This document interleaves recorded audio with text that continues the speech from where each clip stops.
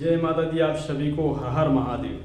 मैं नागेश्वर महाराज आप सभी का स्वागत करता हूं। मैं बलि प्रथा, बलि के बारे में सुनकर ही बहुत सारे लोगों के दिमाग में झंझनाहट से पैदा हो जाती है। ठीक है, और मैं आपको बता देता हूं कि जब कुल देवी आपके घर में, बहुत सारे लोगों के यहाँ पे कहीं पे सुगर चढ़ाते हैं, कहीं पे भेड़ा चढ़ाते हैं, तो कहीं पे बकरा चढ़ाते हैं, ऐसा बलि में चढ़ाते हैं। ठीक है, तो मैं आप सबको बताना चाहूँगा कि जो बलि आपने कुल देवी के नाम पर देते हो उसके बारे में बताऊंगा। और जो बलि देने वाला होता है, वो अगर वो तांत्रिक होता है या फिर वो पुजारी होता है या फिर वो थोड़ा सा छोटा मोटा भगत होता है, तो बलि क्यों देता है, इसके पीछे की जानकारी भी मैं आपको बताऊंगा इसमें। ठीक है, तो बलि मान लिया जाए, जैसे बहुत सारे लोग ऐसे होते हैं जो कि अपने कुल देवी को, अपने घर के देवी देवताओं को खुश करने के लिए वो बलि चढ़ाते हैं। ठीक है, बलि चढ़ाते हैं, सोचते हैं कि हमारे घर के जो कुल देवी है, कोई भी देवी माता हो, उनकी बात मैं नहीं जानता, कोई भी देवी माता हो, सोचता है कि हम उसको बलि दे देंगे तो माता खुश हो जाएंगी और हमारे घर की रक्षा करेंगी। तो ये बात आपके मन में चलता है। ठीक है, हालांकि ये बलि देना सही नहीं होता है।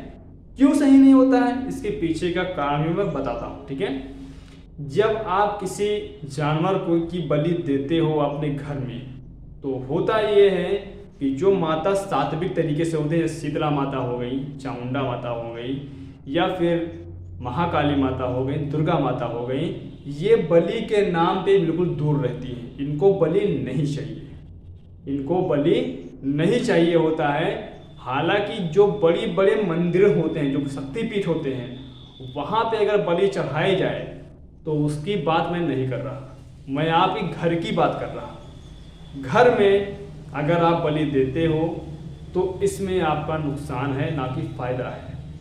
क्यों नुकसान आपका है, फायदा नहीं है? इसके पीछे का कारण ये है कि अगर आप बलि चढ़ाते हो तो बलि के नाम पे आपको पता ही नहीं है कि आपके घर में कौन सा तंत्र लगा है, कौन सी डायन बैठी है, कौन सा प्रेत बैठा है। जब आप किसी का बलि देते हो, जैसे बकरे का दिया, भेड़ का दिया, या फिर किसी मुर्गे का दिया, किसी भी आपने बलि दिया, तो वो बलि जो है वो प्रेत, वो डायन, वो प्रेतनी, वो चुड़ैल, वो खबीज, वो जिन अपना काम में ले लेता है। मतलब वो अपना बलि ले लेगा। ठीक है, और वो बलि माता तक नहीं पहुंचेगी। क्यों? क्योंकि आपके घर में जो सात्विक माता बैठी है वो बलि नहीं लेती है। ठीक है, तो ये सब गलतियां आप मत करो, बलि आप मत दो। और पीछे का कारण मैं और बताता हूँ। अगर कोई तांत्रिक, कोई भगत है तो वो बलि देता है। हालांकि बहुत सारे लोग बलि देने की प्रथा इसलिए शुरू करते हैं कि उनको मांस खाने को मिलेगा।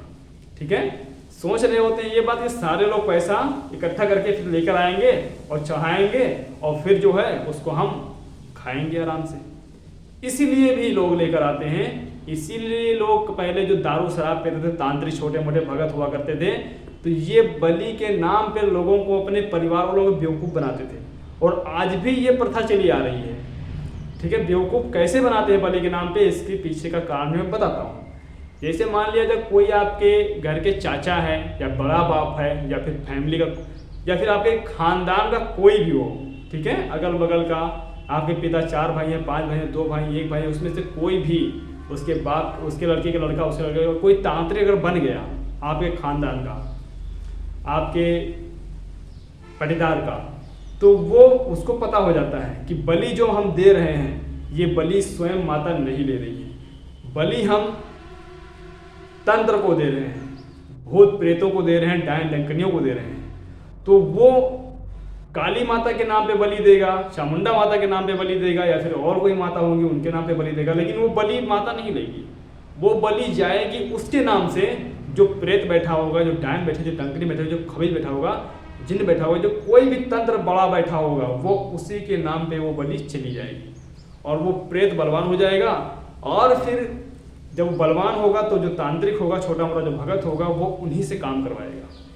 ठीक है, वो उसको तो पता रहेगा ना कि तंत्र यहाँ पे है, कोई माता नहीं है, तो फिर ऐसा वो आपके ऊपर गलत क्रियाएं इस्तेमाल करेगा। अगर छोटी मोटी बातों पे झगड़ा अगर आपका हो गया ना, तो डायरेक्टली आपके ऊपर वार कर देगा, आपका पूरा नष्ट कर देगा, पूरा बर्बाद कर देगा। तो आप कहोगी मेरी तो कुलदेवी माता है, तो फिर ये बर्बाद कैसे कर रहा है फिर हमको? तो भैया जब माता होंगी तब तो बर्बाद नहीं करेगा। माता है ही नहीं, वो बलि दे रहा है तो दूसरों को दे रहा है। ऐसा बहुत सारे लोग करते हैं। हर साल में एक बकरा चढ़ाते हैं, हर साल में भेड़ चढ़ाएंगे, हर साल में सूअर चढ़ाएंगे, ऐसा करते हैं लोग। तो ऐसा करने वाले लोग आपके खानदान को पूरा उजाड़ देते हैं। अपना तो अच्छे रहेंगे, उसको एक भी उंगली में दर्द नहीं होगा। क्यों नहीं होगा? क्योंकि वो जो प्रेत बैठा है ना, वो बलि पा रहा है, भोग प्रसाद पा रहा है, वो उसका साथ दे रहा है और आपके ऊपर वो ही वार कर रहा है। तो आप कभी भी अच्छे नहीं रहोगे और वो पूरी की पूरी जिंदगी आपकी नष्ट कर देगा, बर्बाद कर देगा। फिर आप इस बाबा के पास, उस तांत्रिक के पास या वहाँ ऐसा आप घूमते रहोगे। ठीक है? तो इससे बेहतर है कि आप किसी अच्छे लोगों से मिले जिनको इसके बारे में जानकारी हो, उससे मिलिए, फिर आप एक काम करवाइए, फिर उसको मुंह तोड़ जवाब दीजिए जो आपके ऊपर वार पे वार कर रहा है। ठीक है? यही मैं समझाना चाहता था कि बलि के नाम पे फ्रॉड होता है, बलि के नाम पे परेशानियाँ होती हैं, बलि के नाम पे बहुत सारी मुसीबतें खड़ी भी होती हैं।